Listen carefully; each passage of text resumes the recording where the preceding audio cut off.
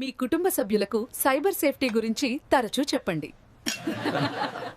ఆన్లైన్లో మోసాలు పెరుగుతున్నాయి. ఉచితంగా లభించే వాటికి ఆశపడకండి. ఉచితం అనే పదంలో తరచుగా మోసం దాగి ఉంటుంది. మ్యాట్రిమోనీ యాపులలో అపరిచితులను నమ్మకండి. పెళ్లి పేరుతో డబ్బులు వసూలు చేసే మోసగాళ్లు చాలా మంది ఉన్నారు. ప్రముఖుల వీడియోలను పెట్టుబడి మోసాలకు ఉపయోగిస్తున్నారు. ఇటువంటి వీడియోలను నమ్మవద్దు లేదా షేర్ చేయవద్దు.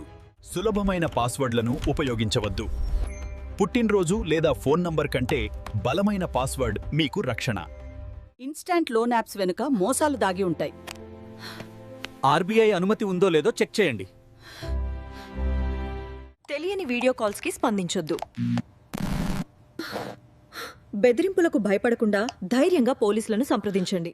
యాప్లకు అనుమతులు ఇచ్చే ముందు జాగ్రత్తగా ఉండండి.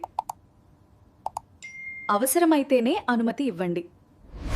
పార్షిల్లో డ్రగ్స్ ఉన్నాయని చెప్పి ప్రజలను భయపెట్టి మోసం చేస్తున్నారు. భయపడవద్దు, స్పందించవద్దు. మీరు సైబర్ మోసానికి గురైనట్లయితే వెంటనే 1930కు నివేదించండి. మీ కుటుంబం కోసం సైబర్ రక్షకులుగా ఉండండి.